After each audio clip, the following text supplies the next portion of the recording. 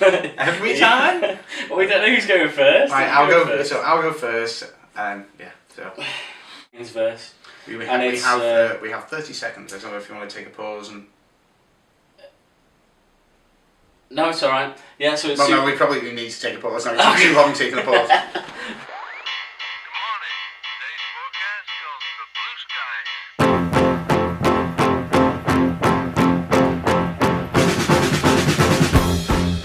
Hi everyone, I'm Jay. I'm Chris. And this is an episode of Talk Nerdy to Me where we're going to discuss Guardians of the Galaxy, Volume 2, all the spoilers. We're going to talk about it in great depth, more about actually what happened, like the spoilery, like our favourite scenes, our favourite moments, those fan moments and those other moments which are just hilarious. If you want to read the review will be up soon up on the site, but for now this is just a video where we just talk about everything that you would talk about once you leave the cinema, which we didn't get to do, did we? No, we haven't spoken a word about this yet, so this is going to be an interesting discussion. But yeah, massive spoiler alert, so if you haven't seen it, why are you watching this? Go and see the film and then watch our review. I see it within you. Fear, jealousy, betrayal. It is our duty to cleanse the universe of this weakness. You know, they told me you people were conceited douchebags, but that isn't true at all. Dude. I'm using my wrong eye. It's a great fucking film, It's a isn't great it? film. It's a very, very, very good film. What a film. I was entertained from the start to finish. I was not bored for 1 second. I was splitting my sides laughing. It was so hilarious. They got the humour bob on. They got the humour really well. Perfect. Well, it's just funny about that because a lot of people love Guardians Volume 1, which now we're going to have to refer to it as, I suppose. Volume 1? I just said Guardians 1. Guardians 1. A lot of people liked it for the humour, but there's a part of me that secretly always thought that a couple of things in Volume 1 didn't quite work for me. A couple of jokes and it didn't quite hit the mark, but I enjoyed the film so much and it was so different I kind of let it go. Whereas I think with this one, he got it. Every joke. Yeah. You saw me. Beat for beat. You saw me falling over. JB was just cracking up. I mean, so was I, but JB was more audible, I think. I think I was making a scene in the cinema. It was amazing, but he was setting me off, like, absolutely splitting his sides. Yeah, it was fantastic. But, one thing I'll already say is some people might say there's too many jokes in this or something. I think that would be true if the jokes weren't funny. But every joke was funny, some of the jokes are the fact that the characters don't know they're funny. Like my favourite line in the entire film has to be where where Yondu is coming down, and Peter Quill goes, "You look like Mary Poppins," and he goes, "Is he cool?" Yeah.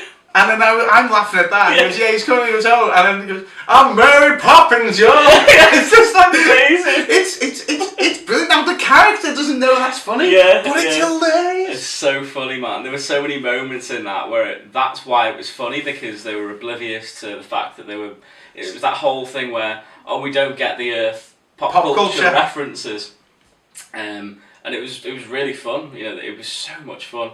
You know, from the opening sequence, you know, where you have Baby Groot dancing to Mr. Blue Sky. Oh my god. Ding, ding, ding, that song was so made up. It just gets you going and it just sets the tone for the rest of the film, doesn't it? Yeah. The visuals in that opening sequence as well. Oh, all the colours. All the colours, that was what I loved most about the film, the colour palettes. It was just so vibrant. And it matched the tone with the music. It just, you know, they went for the whole 80s thing again, but they just elevated it to that next level. It all just gelled together perfectly, didn't it? Yeah, I mean, this makes me kind of excited for the future ones because he did have like as many songs as he wanted up until 1988 when Peter Quill gets picked up. He's got all the songs up to 88, and then at the end, and he's given a zoom. Well, how's it gonna carry on? He's only got 2 tapes or whatever. Yeah. Now he's What's a Zoom? A Zoom. Yeah, it was Microsoft's version of the iPod. I thought they just made this up. But yeah, like from the opening sequence, you know, Baby Groot dancing around while there's a fight scene going on, and I was kind of like, but I want to see the fight scene though because it looks really cool. But then I was like, but he's so adorable. I want to watch him dance. Well, that's the thing. I was watching that scene thinking I'm going to watch this again and again and again. Yeah. Just this moment to be. Because there was so much going on in that. It was amazing. You know, going to all these different planets and you know. just the landscapes. It was just beautiful. You know, just seeing it on the big screen like that, it was just like, yes. Honestly, he's so immersed in those worlds, mate. Well, that's the thing. He's totally building. He's building a universe within the universe, and it's fantastic. And he's got, like you said, the colour palettes were right, the tone was right, the humour was right, the script was right, because there was also emotional moments with these characters. Oh yeah. We also got a lot more backstory on a lot of the characters, and it just all worked well. I felt so much closer to Yondu by the end of it than I had in the first one, and even though I always kind of like had a little soft spot for him in the first one, Rocket took me on a real journey where I was like, I kind of went the other way with Rocket. I was like, oh my god, he can be an asshole. Yeah, this guy's a bit of a dick. He is a dick. And then by the end of it, I was like, I get why he's a dick. Well, the standout characters for me, well, as you just said, Yondu. Like, I actually became emotionally invested in this character. I liked him a bit before. I thought he was a badass. But by the end of it, before he died, oh god, that was horrible. I was so, that Mary Poppins line and the fact that it was like, well, actually, he was a good guy all along. Yeah. He was doing the right thing, saving Peter from Ego, And he could never tell him about him because it's his dad. And I was just like, oh, I fucking love that dude. I like his big mohawk now. Like, he looked amazing. I mean, that sequence with Yondu with the whistle, we thought we'd seen a good scene with him doing that in the first one. That was just a morsel. And when it went dark and all you saw was the red arrow darting round. And every character, even though it's a team movie, because it would be very, very easy, given the story as well, to make it all about Star-Lord. It would have been so easy just to make that and everyone be painted into the background. He actually took a back seat in this film. Yeah. And I was totally fine with that because, James Gunn, he's so clever, especially in this film, the way that he's given equal screen time to everybody. I mean, this was such a huge, amount of characters to throw together. And he's made it work. He's dedicated, scene for scene for scene to develop every single character and not just focus on Star-Lord, even though this was his story. I feel I know more, sorry to interrupt, but I feel I know more about Mantis in this film than I know about Superman in the DC films. And he's had a whole fucking film dedicated to it. It's crazy, isn't it? Because the premise here, it could have been so convoluted and complex, as it does get in the comics. People get lost in the pages and lost in the dialogue, and they're like, you struggle to read Avengers comics for that reason. Yeah, because it's so complicated.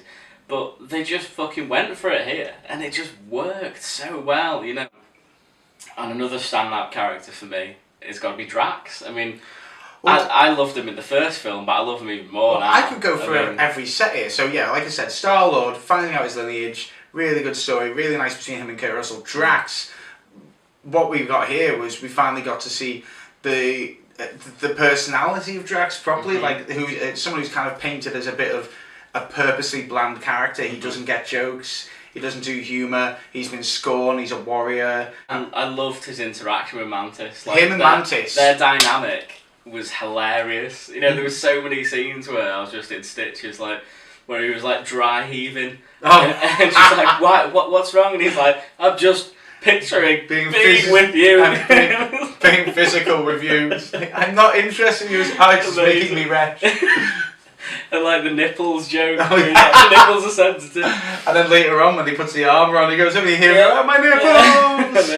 Gamora and Nebula, I didn't know how they were going to make it, that they'd be friends, especially after how horrible they were in the first one. And what was brilliant about this was it actually went on another route. They had to go even further down the rabbit hole of their hate for one another to come out the other end. And you actually kind of find out maybe Gamora was a bit of a bad guy. Yeah. And it was a really interesting take to see, and it was far harder to pull off than just going, oh, we reprogrammed Nebula. Yeah, they could have easily done that as well. But this goes back to what we were saying earlier about how James Gunn's developed every single character. I found myself getting really emotional at stuff in this film that I didn't expect to.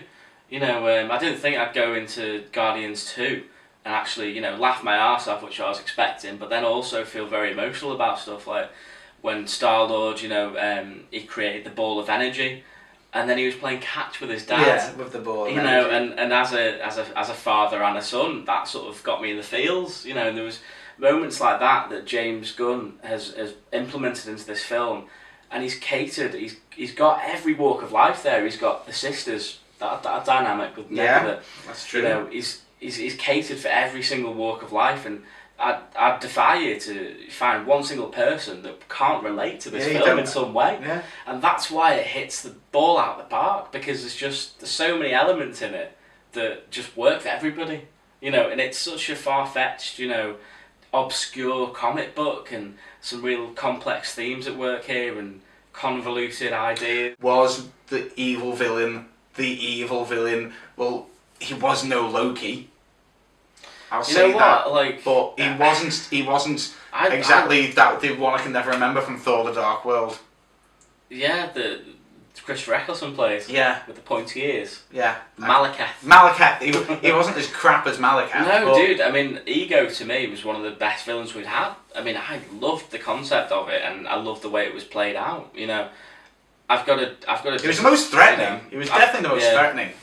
And that bit at the end when you saw his face on the planet. Yeah, Kurt Russell as a planet. You know, I was like, that's amazing. Loved it. Obviously in the comics, that's what you see. He's got a face and shit. You know, so actually seeing them go full hog and actually do that was brilliant. Okay, so moving on. There wasn't anything bad about this film, really. It was amazing. Go and see it. It was fucking brilliant. I mean, I've got so many favourite scenes. Well, let's talk. Moments. Well, do you want to talk about some of your favourite moments? Yeah, one of my favourite moments would be, I've not really talked about her much, and I do think she gets missed a bit, but Gamora in this was actually fantastic. Gamora didn't I loved every scene she was in, so when she saves the day at the beginning, because all the guys around her are completely inept at doing anything, with a sword as well, like, as funnily enough, she saves the day with a sword when Gunn should be doing it. I loved that when Nebula tries to take her out of a ship and Gamora beats her. And the bit where she holds up that gun to it is the most badass thing. I was just there like, fuck, she just goes, just shooting at her. That was one of the most comic booky scenes as well. There was parts in this film, you know, sequences like that where I could literally just see it being on a comic book page and being like, that is amazing. I could almost see the sound effects and all that, you know. That was a great scene. I loved doing everything she did, like, told Mantis not to touch her because otherwise she'll fucking... She was like, don't you fucking touch me. And it was brilliant, wasn't it? And how she still doesn't, like, go for... They're not making her soft in any way. So, like, and then she gets with Peter. Like, Peter's like, it's a whole will they, won't they? Yeah. You know, will we or won't we? And she's like, there is no will they, won't they? Yeah. But it's not a main focus. Yeah. You know what I mean? There's more to a character than being a love interest. Yeah, exactly. You know, I really liked doing this. This is something that, you know, Avengers got a lot of criticism for with, you know, Parent Hulk and Black Widow. And it's like, oh, why, there's a girl on the team, why does she have to get with someone? And it's true, you know. And I also like the fact that they made it very clear that Mantis and Drax were not going to be a thing either. Yeah. They had that bonding moment, that close sort of, you know, where she touched him and she felt the empathy of, you know, his family dying. And then he was like, yeah, you're absolutely physically disgusting to look at and I could never be with you. And I like that they just got it out of the way, you know. Yeah, well, I really like that. But there's no need to, you know, get wrapped up in the whole romantic side of things, you know. And the only... Well, go on, you say a scene you liked. I really liked... I liked the whole interaction with the Ravagers in this. I thought it was cool to get with Taserface. Yeah, that's what you just reminded me of. To get that sort of, you know, it was almost like being on board with pirates on a ship. Yeah. You know, and like you would part the crew, and then they were being horrible to Baby Groot, and I was like, oh no, Baby Groot, and they put the beer on his head, he was walking along. And he was all sad, that actually really brought it. And then when he like come over here and he walks really slowly over. Like that, but it was honestly that just thinking of Taserface just keeps making me.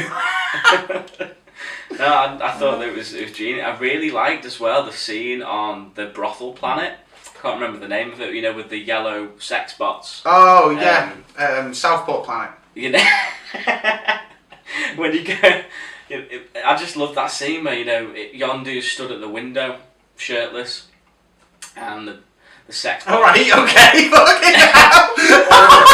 It was all blue, smooth, shaved, just like I like. And then you're there going. Anyway, you know, the sex bot powers down, and it reminded me at that moment. You know, it reminded me of something in your previous life, Blade Runner, or or Dune, or something futuristic sci-fi film like that. Or The Fifth Element, or something like that. Yeah, something like that. And you know, or Saga even. The Sextillion. You know, I just thought it was really, and the colour palettes in that bit. That it was snow coming down. You know, and then all the Ravagers were there. I loved that bit. And Stallone came in. Oh yeah. So as we're in full spoiler mode, let's talk about the end credit scenes. Yes. There were 5 of them. That's right, 5. Should we go down them in order then? So the first one was probably the most exciting. Well, not the most exciting, but the most the one with the most implications. Yes. To what's to come. So Sylvester Stallone character shows up in the film, but to me, I didn't actually realise the implications of that till the end scene. He is actually Starhawk. Yeah. His character is one of the original members of the Guardians of the Galaxy. From the older book. From the original comic. Yondu was in that as well. It was Yondu, Starhawk, Martin X, which we saw. He's the mirrored dude, the sparkly dude, who the guy who played Lex Luthor. It's a guy in called Smallville. Charlie 27. Mainframe, voiced by an uncredited Miley Cyrus.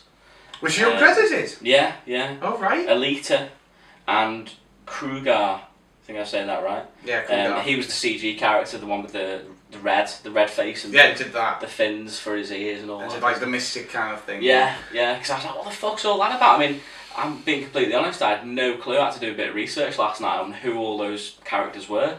It turns out that's the original lineup in the comics. So they're obviously going to go down that route, and I'd love to see Stallone, you know, at the head of a team. You know, like a superhero team. It'd be so cool. The only thing that's a bit of a shame is obviously Yondu's dead, so we'll never get that whole original lineup together. But what I think they might do is they might have some flashback scenes where they're all together fighting in their costumes, you know, or something like that. And now he's a Ravager, and they can't make Stallone look young. They made Robert Downey Jr. look like a baby. Can we just go back, rewind to the start of Guardians Volume 2? How good was young Kurt Russell CGI? Yeah! Amazing! Just like young Kurt. What are Marvel doing? How are you doing this? They literally have some like youth juice or something, because that was incredible. I mean, that looked better than Rogue One. Well, this is the thing. I was looking at that going, well, I really find that hard to... I know that can't be Kurt Russell. But it is. But that is Kurt Russell. Like, whereas Leia, I knew it couldn't be Leia, and I could kind of see it wasn't Leia. Yeah, you could see it little bits, but literally... It looked like a real person. It was incredible the way they did young Kurt Russell. I mean, that was just I was open-mouthed at the start of the film. Like, Kurt Russell, amazing. But anyway, going off a tangent there, but I wanted to speak about that because it was fantastic. And then we get the second one, which was a bit of fun, with Kraglin practicing with Yondu's whistle. Yes, and impaling Drax. Which I think implies, is he gonna be part of the Guardians, or is he gonna be the new head of that Ravager team? I think it's probably the latter. I think he might take up the mantle of captain of the Ravagers. Then we get a real important one with Adam Warlock. It's now being confirmed. He is going to step foot into the MCU. First time ever we're going to see him on screen. It's exciting. But it looks like he's going to be taking a more villainous role, because he's actually a good dude in the comics, right? In the comics, he actually did start off, I think he had a bit of a similar role as the Vision. Like, he starts off a bit villainous. Yeah, so the third one, we get Teenage Groot. Yeah. Playing video games in his bedroom. That was lovely. I sort of half expected that. Like, I would have been disappointed if we didn't see Teenage Groot. I thought it was funny. Yeah, he's like, I am Groot. And you can almost like hear his voice breaking. I am Groot. And then the fourth one, the fifth one, was Stan Lee and the Watchers again. Yeah. And so this was, I mean, we nerdgasmed in the cinema when we saw Stan Lee with the Watchers. You know, first of all, we're seeing Watchers for the first time, and oh my god, they look amazing. They look exactly how they do in the books. And they actually exist in the MCU. They exist in the MCU, and this sort of disproves and proves at the same time this fan theory that's been going on for a decade or so now. People think that Stan Lee, the reason why he's had so many cameos and so many different characters in the MCU, is because he's actually a Watcher himself. But I say it disproved it because he was in a spacesuit. They didn't go the whole route and put him in the costume and make him a Watcher. He's in a spacesuit. So does that mean he's a human that's just been marooned on there and have a cameo for the sake of it? I don't know. I think it proves he is a Watcher. I but think he's it's very simple. I think that's it. I don't think the implications are huge. I think he's just having a cameo as a spaceman. He's explaining every cameo he'd been in, though. Was he though? Yes, he was. He goes. Is that what And he was saying? and then there was a time I was a delivery guy. And then he was going, and let me tell you about the time, guys. You should come back. You should hear about the time. I didn't realise he was talking He's about explaining his cameos. every cameo he's done. Oh, that's just a fun. No, I don't think that's.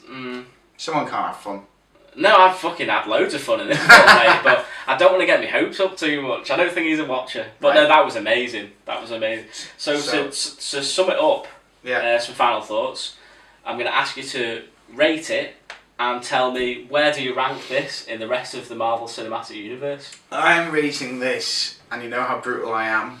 I'm rating this a 9 out of 10.